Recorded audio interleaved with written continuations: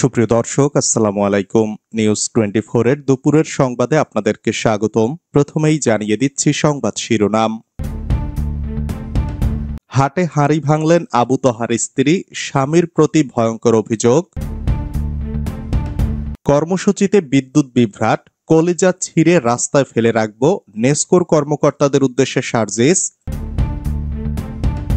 বাঞ্ছারামপুরে জোনায়েদ সাকিকে অবাঞ্ছিত ঘোষণা। উপদেষ্টাদের নিরপেক্ষতা নিয়ে প্রশ্ন তুললেন মির্জা ফখরুল। গান বাজনা হওয়ায় বাইতুল মোকাররমের পাশ থেকে স্টেডিয়াম সরানোর দাবি। সীমান্তে পাকিস্তানের সেনা ও তালেবানের মধ্যে গোলাগুলি। এতক্ষণ শুনছিলেন সংবাদ শিরোনাম। পুরো খবর পেতে ভিডিওটি শেষ পর্যন্ত দেখুন। সর্বশেষ সংবাদ পেতে চ্যানেলটি সাবস্ক্রাইব করুন। এবার বিস্তারিত। হাটে হাঁড়ি ভাঙলেন আবু তহার স্ত্রী, স্বামীর প্রতি ভয়ঙ্কর অভিযোগ। আলোচিত সমালোচিত ইসলামিক বক্তা আবু তহা মোহাম্মদ আদনানকে নিয়ে তার স্ত্রী সাবিকুন্নাহার সারা সামাজিক মাধ্যমে পরকীয়া প্রেমের গুরুতর অভিযোগ তুলেছেন।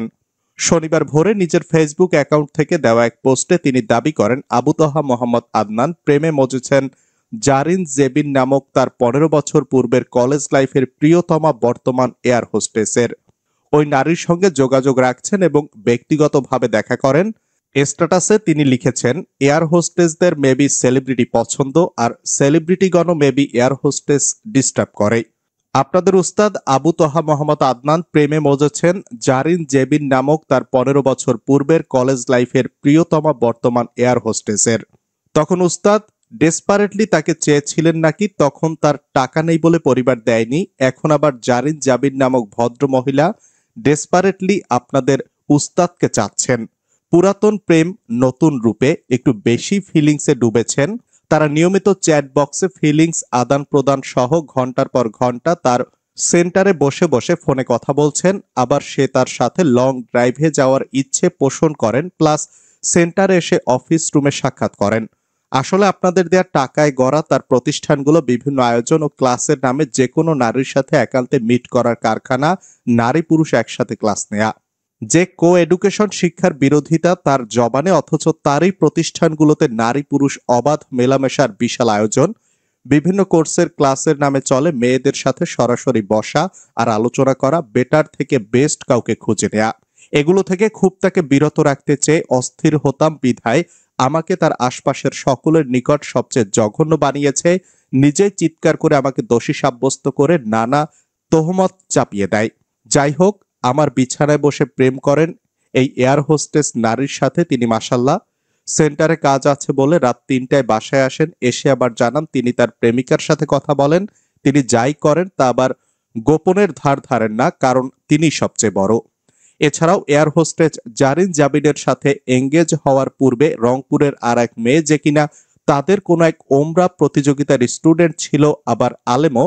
আপনাদের ওস্তাদ সেই মেয়েকে ইফতা পড়াবে, তাকে নিয়ে দিনের কাজ করবে, বিয়ে করবে ইত্যাদি কথা দিয়ে তার বাবা ভাইয়ের সাথেও কথা বলেছে। পরবর্তীতে যখন এই এয়ার হোস্টেসকে পেল, তখন আবার সেই আলেমা মেয়েকে নানা অজুহাত দেখিয়ে বিয়ে করতে অস্বীকৃতি জানিয়ে বলেছে, আপনি বিয়ে করে নিন ভালো পাত্র পেলে। তখন সেই মহিষী নারী আবার উস্তাদের প্রেমে পাগল হয়ে ইস্তেনজারের পথ বেছে নিয়েছে। উস্তাদও কথা দিয়েছে বিয়ে করলে তাকেই করবে, এমন লিস্ট অভাব নেই। দেখা যাক ফাইনালি উস্তাদ কার হন। আমাকে প্রচন্ড প্রেসার দেওয়া হয়েছে এই বিষয়গুলোর সাথে একাত্মতা প্রকাশ করার জন্য। অনুকূল না পেয়ে 2 বছর যাবৎ নানা রকম সিন ক্রিয়েট করে তোহমত চাপিয়ে দেওয়া হয়েছে। কর্মসূচিতে বিদ্যুৎ বিভ্রাট, কলিজা ছিঁড়ে রাস্তায় ফেলে রাখব, নেসকোর কর্মকর্তাদের উদ্দেশ্যে হুঁশিয়ারি সার্জিসের। পঞ্চগড়ে চাঁদাবাজি, দখলদারিত্ব, সিন্ডিকেট ও দুর্নীতির বিরুদ্ধে 160 কিলোমিটার লং মার্চ শেষে গতকাল শনিবার জেলা শহরের শেরেবাংলা পার্কে পথসভায় বক্তব্যকালে বিদ্যুৎ চলে গেলে বেশ চটে যান এনসিপি নেতা সার্জিস আলম। তিনি ক্ষোভের সঙ্গে বলেন, আমাদের প্রত্যেক প্রোগ্রামে যারা এটি করেছে তারা রাজনৈতিক অশ্লীল শব্দ। এই রাজনৈতিক দেউলিয়াদের আমরা দেখে নেব তাদের কলিজা কত বড়, কলিজা ছিঁড়ে রাস্তায় ফেলে রাখব। তিনি আরো বলেন, নেসকো ও নেসকোর সঙ্গে জড়িত যারা আছেন তাদের হুঁশিয়ারি করে বলি, এনসিপি গত 1 মাসে 3টি প্রোগ্রাম করেছে। 3 দিনই প্রোগ্রামের সময় বিদ্যুৎ চলে গেছে। একদিন হয়তো 2 দিন হতো, কিছু বলতাম না। যখন প্রত্যেকবার হয় তখন আমরা মনে করি আপনারা এক একজন রাজনৈতিক অশ্লীল শব্দ আবার আপনারা রাজনৈতিক চাটুকার পা চাটা। এজন্য এনসিপির প্রত্যেক প্রোগ্রামের সময় এটি হয়। আজকের পর আমি শারজিস আলম এখানে ঘোষণা দিয়ে যাচ্ছি, এরপর থেকে কোনো প্রতিষ্ঠান পঞ্চগড়ে যদি রাজনৈতিক পক্ষপাতমূলক আচরণ করে ওই প্রতিষ্ঠান পঞ্চগড়ে থাকবে না। আপনাদের মতো দেউলিয়ারা নিজের আখের গোছানো শুরু করেন, খনি হাসিনাকে গুনি নাই, তোদের মতো নেস্কোর জেলা বিভাগের কর্মকর্তাদের গোনার টাইম নাই। এখান থেকে বের হয়ে দেখে নেব এরা এখানে কিভাবে পক্ষপাতমূলক আচরণ করে এই পঞ্চগড়ে অবস্থান করে।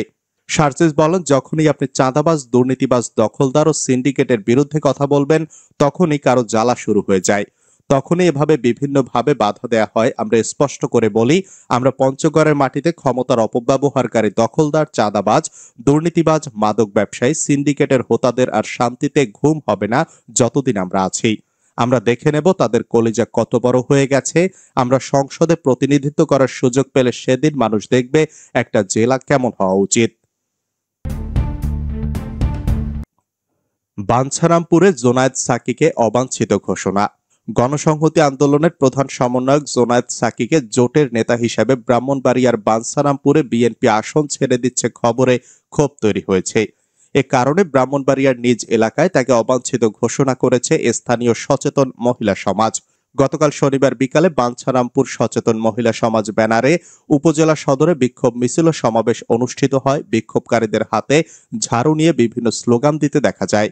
তারা জোনায়েদ সাকিকে বাঞ্ছারামপুরে অবাঞ্ছিত ঘোষণা করেন। সমাবেশে বক্তব্য দেন সচেতন মহিলা সমাজের নেত্রী আসিয়া আক্তার, সানজিদা আক্তার ফারজানা, সাহেরা খাতুন, মোসাম্মত নয়নতারা প্রমুখ। বক্তব্যে সানজিদা আক্তার ফারজানা বলেন, আমরা ধানের শীষের প্রার্থীকে বাঞ্ছারামপুরে চাই, আমরা জোনায়েদ সাকিকে চিনি না।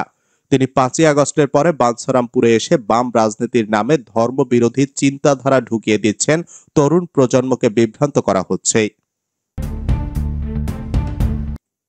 উপদেষ্টাদের নিরপেক্ষতা নিয়ে প্রশ্ন তুললেন মির্জা ফখরুল। অন্তর্বর্তীকালীন সরকারের কিছু উপদেষ্টার নিরপেক্ষতা নিয়ে জনগণের মধ্যে প্রশ্ন উঠেছে বলে মন্তব্য করেছেন বিএনপি মহাসচিব মির্জা ফখরুল ইসলাম আলমগীর।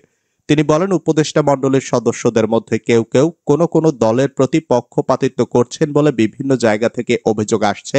আমরা এটা শুনতে চাই না, বাংলাদেশের মানুষ এটা শুনতে চায় না। বাংলাদেশের মানুষ সম্পূর্ণ নিরপেক্ষতা চায় এবং একটি নিরপেক্ষ নির্বাচন চায়। শনিবার বিকেলে গাজীপুরের কাপাসিয়া পাইলট সরকারি বালক উচ্চ বিদ্যালয় মাঠে বিএনপির প্রয়াত নেতা হান্নান শাহের নবম মৃত্যুবার্ষিকী উপলক্ষে আয়োজিত স্মরণ সভায় প্রধান অতিথির বক্তব্যে তিনি এসব কথা বলেন। মির্জা ফখরুল বলেছেন, 1 বছর আগে একটি দানবীয় সরকারকে দেশ থেকে তাড়িয়ে দিলে অধ্যাপক ডক্টর মোহাম্মদ ইউনূসের নেতৃত্বে একটি সরকার গঠন করা হয়েছে। তিনি আন্তর্জাতিকভাবে স্বীকৃত একজন ভালো মানুষ। তিনি 6টি সংস্কার কমিশনের মাধ্যমে দেশের নানা ক্ষেত্রে ব্যাপক সংস্কার কর্মসূচি হাতে নিয়েছেন এবং অর্থনীতিকে পুনরুদ্ধারের মাধ্যমে দেশকে এগিয়ে নিয়ে যাচ্ছেন। কিন্তু নির্বাচনকে ঘিরে একটি মহল ষড়যন্ত্র চালিয়ে যাচ্ছে এবং বিএনপিকে সংস্কার বিরোধী হিসাবে প্রচারণা চালিয়ে যাচ্ছে। চতুর্দিক থেকে বিএনপিকে ঘায়েল করার চেষ্টা চালানো হচ্ছে। গান বাজনা হওয়ায় বায়তুল মোকাররমের পাশ থেকে স্টেডিয়াম সরানোর দাবি। জাতীয় মসজিদ বায়তুল মোকাররমের পাশে অবস্থিত জাতীয় স্টেডিয়ামে গান বাজনা হওয়ায় এটিকে অন্য জায়গায় সরিয়ে ফেলতে সরকারের প্রতি দাবি জানিয়েছেন বাংলাদেশ খেলাফত আন্দোলনের কেন্দ্রীয় সাংগঠনিক সম্পাদক মুফতি সুলতান মহিউদ্দিন। শুক্রবার পবিত্র কোরআন অবমাননাকারীর বিচার, জুলাই সনদের আইনি ভিত্তি সহ 7 দফা দাবিতে জুমার নামাজের পর বায়তুল মোকাররম জাতীয় মসজিদের সামনে এক সমাবেশে তিনি এ দাবি জানান।